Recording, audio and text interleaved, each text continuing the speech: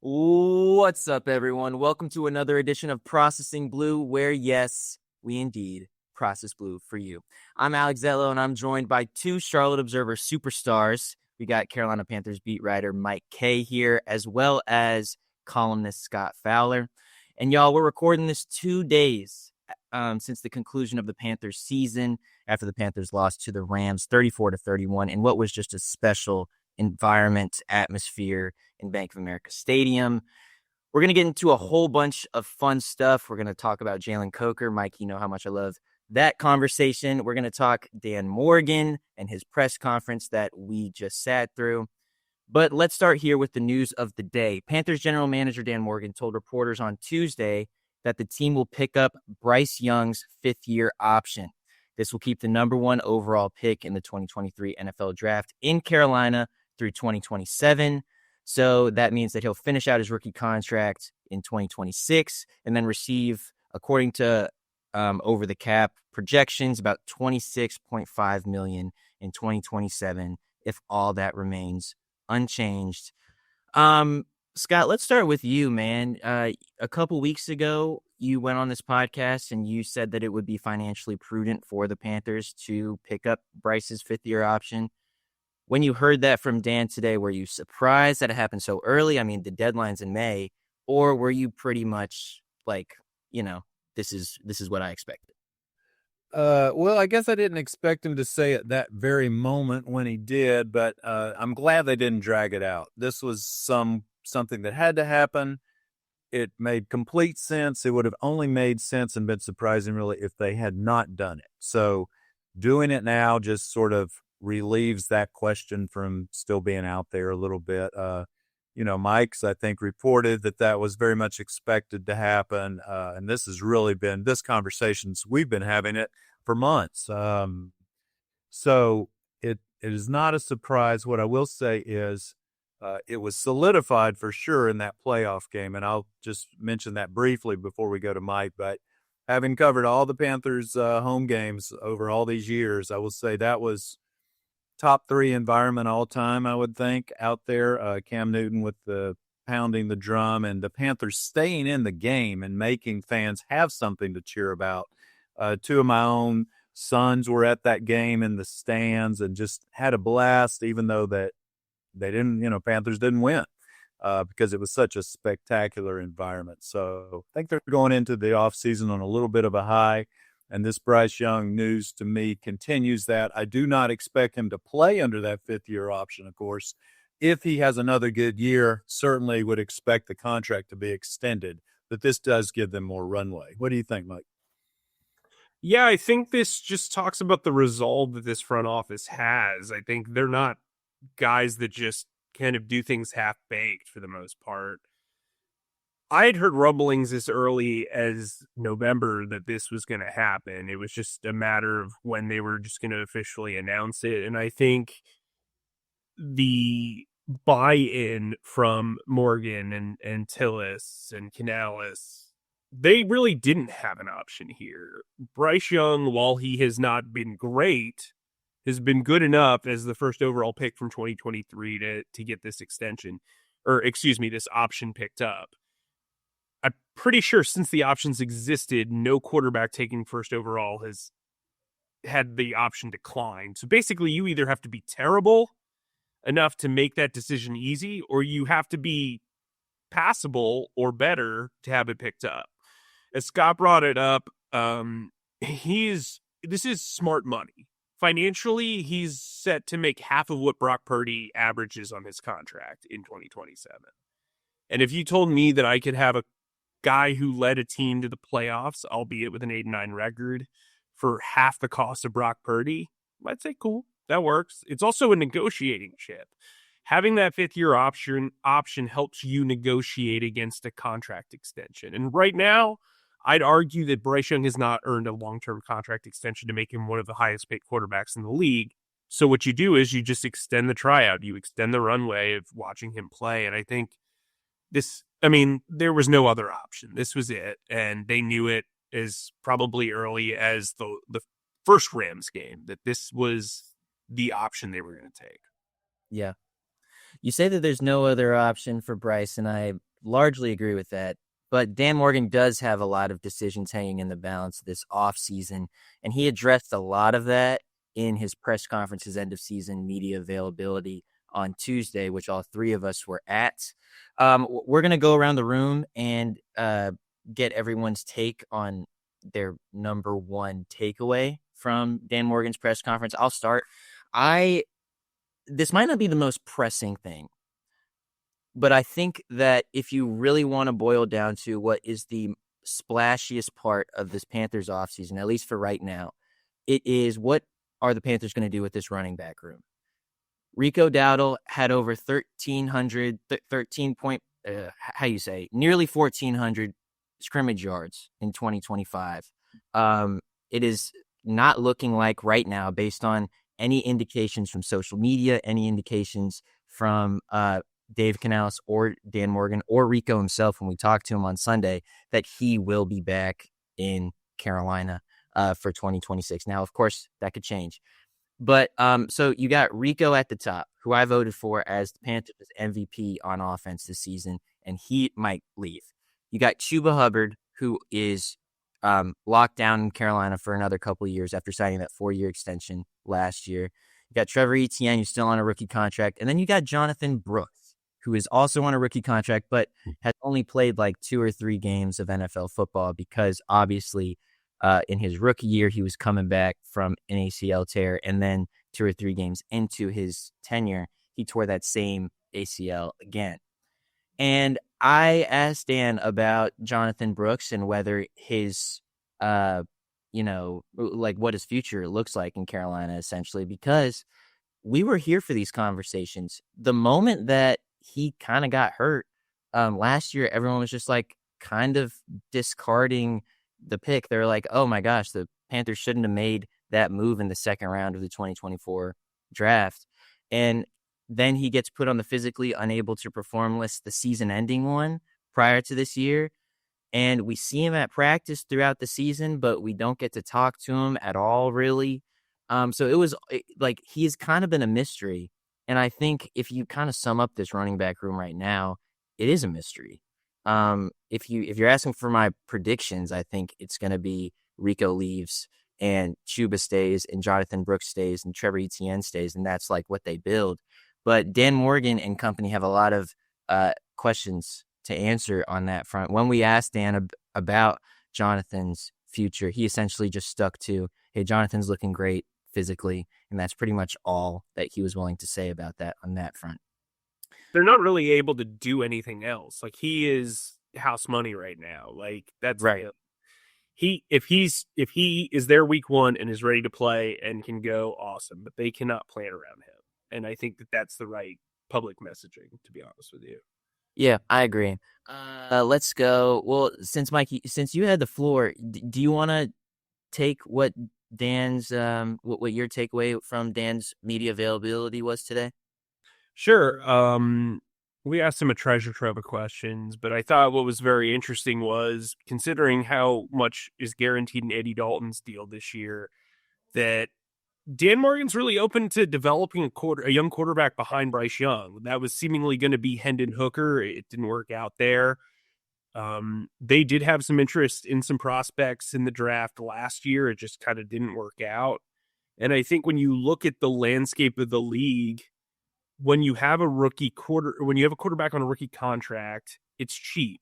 But when you're planning to potentially sign him to an extension, if everything works out, which is how you should probably be thinking, you want to have a cheap backup for him. He's been in the league for 3 years now. Andy Dalton has obviously been a sounding board and a mentor to him, but he might not need that moving forward. And so you want to develop some cheap insurance behind him. Perhaps that guy can develop. We have not seen Dave Canales develop a quarterback from scratch since he became an offensive coordinator in Tampa and then in the last 2 years. And I'd imagine that he would like that challenge as well. So I thought that him being so overtly positive about the idea, that was very, very interesting. I mean, everybody can go to charlotteobserver.com and check your dissertation of a recap on what Mike, are you trying to give me a lesson on being concise? No. everybody knows that I'm not a fan of brevity, but Alex went incredibly in depth, and I think it is the only thing you should read other than Scott's column on Dan from what Dan said. But that said, I found that kind of interesting that he would put that out there in such an affirmative way. Scott, what do you got from the Dan takeaways? Yeah, well, I'm going to go with Ike Ekwonu. I think that has become suddenly a very pressing issue, not one they expected. They thought they had left tackle more or less solved. And then Ike got hurt in the first quarter of that Rams game, and it turned out to be a ruptured patella tendon. That is not a diagnosis you want. Anyone out there with knee injuries and who's had that knows takes quite some time. And, NFL athletes are special breeds, of course, but nevertheless, that's probably a 6 to 12-month injury, depending on how the surgery goes, which he hasn't had yet, how he's healing up, etc. So, again, much like Mike said about Jonathan Brooks, you probably can't plan for Ike Ekwonu to be your day one starter in September of 2026. If he is, awesome. But in the meantime, you really have to develop a very good alternative plan. And that's where I think, that's what a lot of this offseason will also be about. Whether they draft a tackle at number 19, whether they sign a free agent offensive tackle, which they've had very mixed results with over the years, one time paying Matt Khalil, Ryan's brother, an incredible amount of money, and he was a bust. So that comes with its own issues, but maybe a place that they have to go, that they have to sign a veteran tackle in the offseason. So I think the Ike Ekwonu issue to me is suddenly stepped to the forefront. Mike, you brought something up really good in the press conference when you asked Dan about offensive line and defensive line and how the Panthers are pretty much operating with the most, or what was it, third most expensive offensive line in the league right now. Can you kind of go in depth to kind of supplement Scott's point right there? Yeah, right now their payroll is projected to be $86.6 million. So that's without a starting center in Cade Mays, who is going to be a free agent. That's without Austin Corbett, Brady Christensen, Josh Nijman, their three main backups. Then also Jay Curhan, their journeyman backup as well. All those guys had big roles this offseason. This season, excuse me. And then they've got an injured left tackle. So $86.6 million without a left tackle or a center in place. That leads me to believe that they'll draft one of those positions and then maybe find a 1-year stopgap for another, unless they really want to go all out and go after like a Tyler Lindenbaum at center, which would be pretty costly, but we know their philosophy. The tackle market's terrible. Like, you don't let a good left tackle leave, which is how Matt Khalil got loose from Minnesota. So,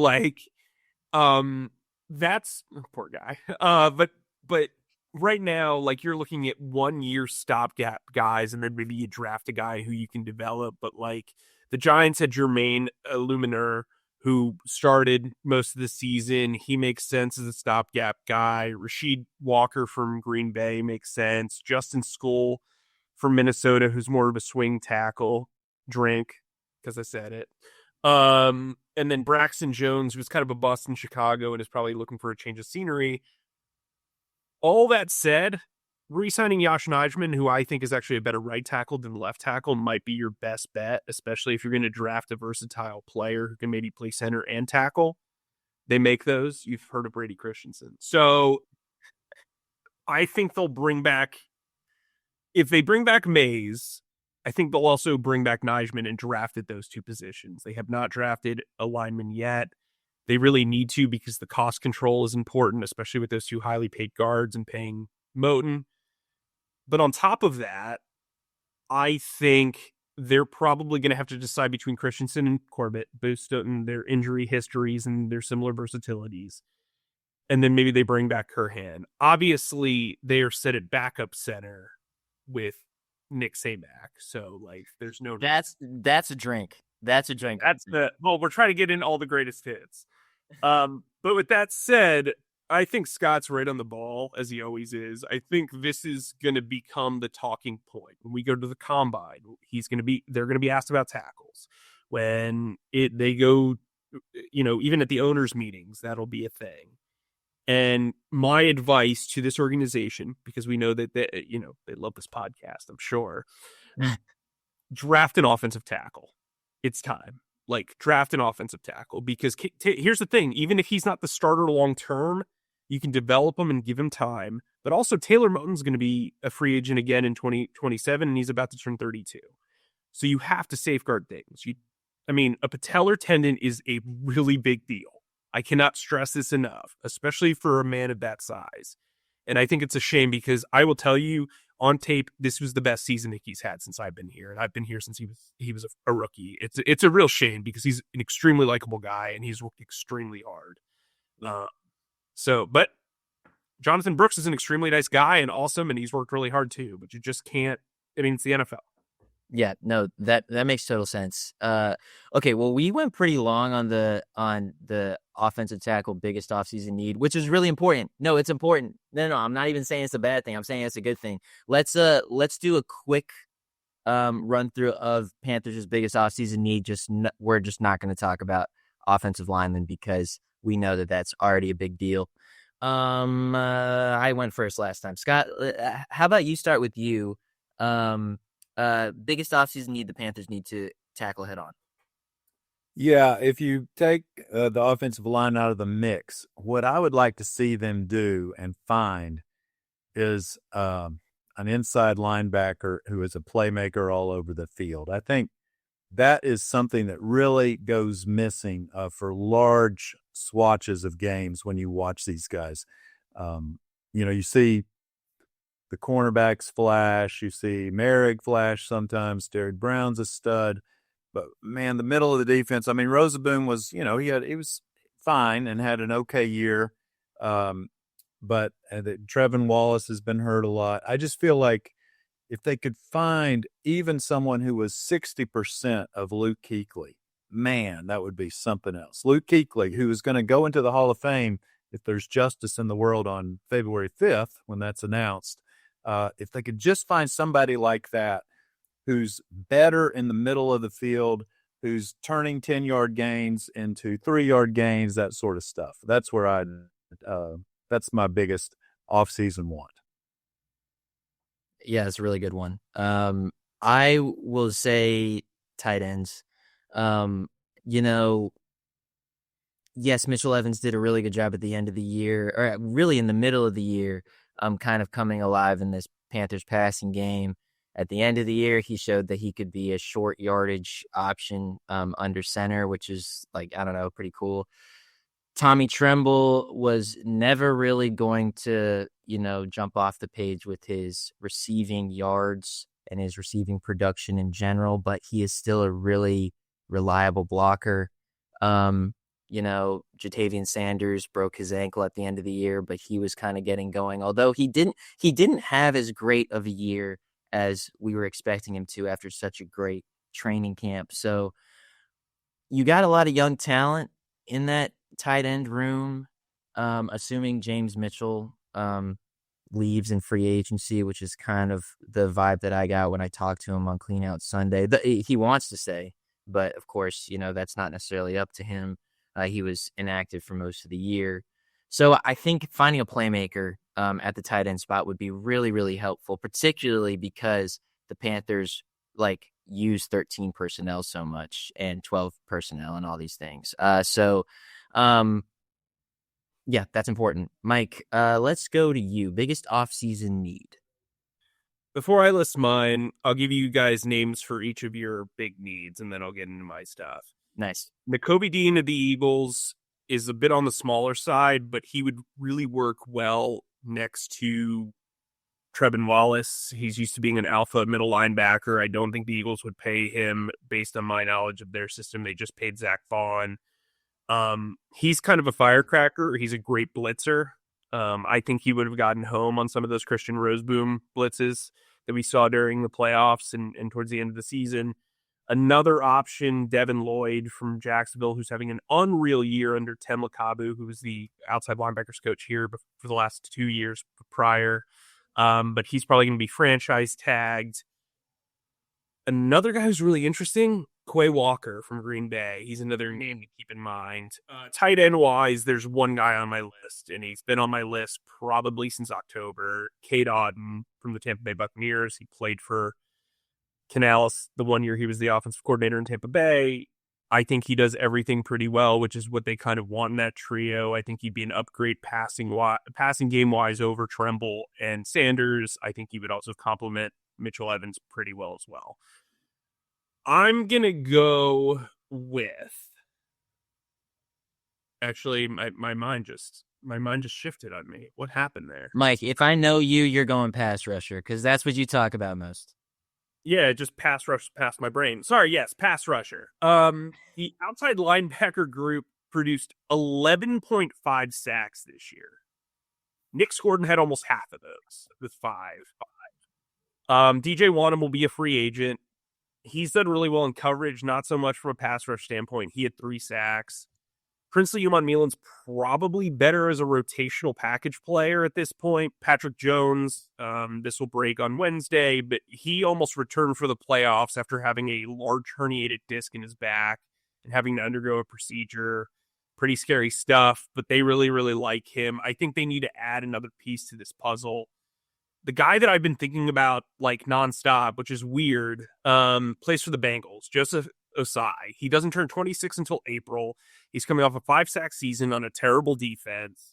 This was technically his 5th year. He missed an entire rookie year with the meniscus injury, but he's only missed about 7 games since in the next 4 years. He's got 4 forced fumbles over the last 2 years. He's a guy who's young, and you're buying young from the standpoint of he still can grow into his body, grow as a performer. I think he would do wonders opposite Nick Gordon and Patrick Jones as a weak side pass rusher. He fits the system. He's not a bad run defender, by the way. And when we talk about inside linebacker, we talk about safety. The main places of importance for Everett's system are the defensive line, the outside linebackers being able to stop the run first, and the corners. And so when you're winning outside and in the trenches, you can make a huge impact. And I think drafting a guy in the first round, if they pass on a tackle, makes sense. But I also think signing a guy with heavy upside as a young veteran makes a ton of sense as well. Sick. Yeah, no, that was funny that you just forgot that you were going to talk about pass rushers. Weird. But anyway, so we're here and we're not, it's not a Processing Blue podcast if we don't talk about the receiving core, because I'm pretty sure we've done that every episode this season in one way or another, whether we were praising them or we were, not praising him. Guys, let's talk about Jalen Coker. He was this guy who, we all know his story. Undrafted, coming out of Holy Cross, was on the practice squad to begin the year last year. Adam Thielen gets hurt. He becomes a member of the active roster. This coming year, he was supposed to be the guy right behind Adam Thielen, and then and he was supposed to really emerge, and then he hurts himself and he has to go on IR for the first bulk of the year. And now his kind of year is in uncertainty, and then you kind of realize how fragile NFL careers are, because he's like, well, yeah, Panthers are really excited about him, but this is technically a contract year for him and all these things. And then down the stretch, he becomes essentially the Panthers' wide receiver number 2, right behind Teteroa McMillan, kind of supplanting Xavier Legette in that way. Scott, you wrote about that really well last week. I have so many positive things to say about Jalen as a player and as a person. Scott, what do you like most about Jalen? Or maybe, what does he bring to the field that perhaps Xavier Legette doesn't? What kind of, I just want your general thoughts on this guy. Well, the best thing he brings to the field is when the ball is thrown to him, it is caught.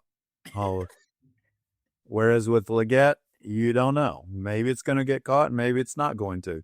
But Coker's, as I was looking up the stats, during the course of the year, and I'm interested also to hear Mike's take on what exclusive rights free agents really mean. This sort of thing doesn't come up that often as opposed to the other types of free agents. So, because Jalen Coker obviously deserves a raise. It's just the question is when to get it to him and how.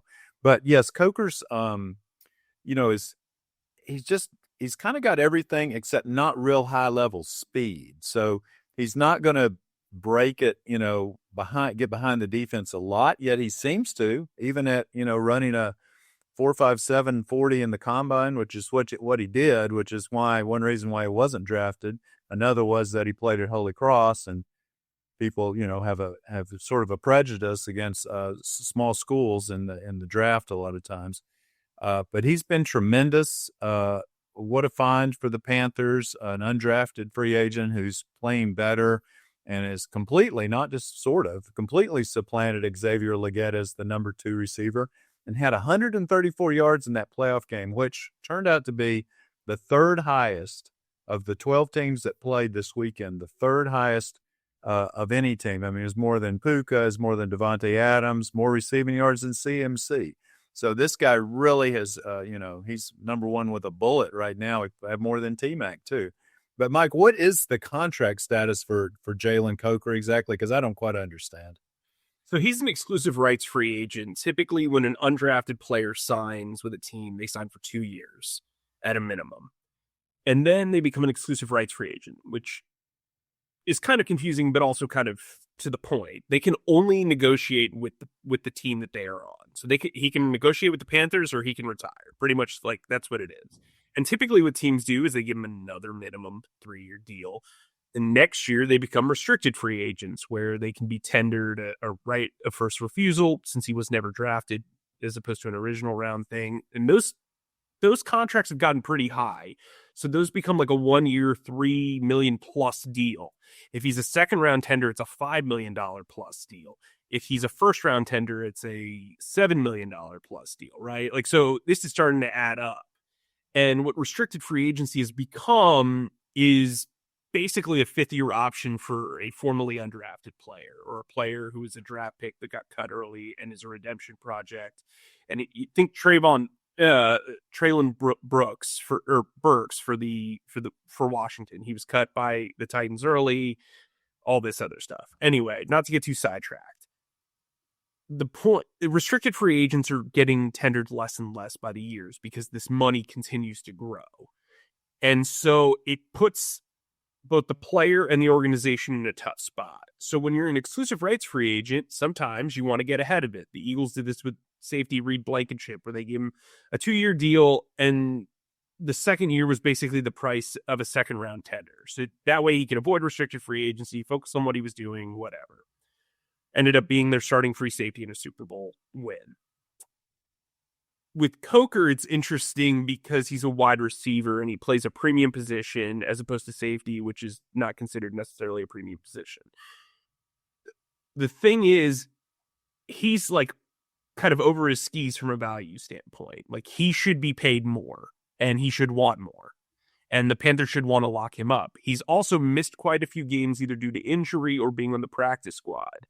He's going to be negotiating against a box score stat sheet that's significantly lower than you would pay a guy.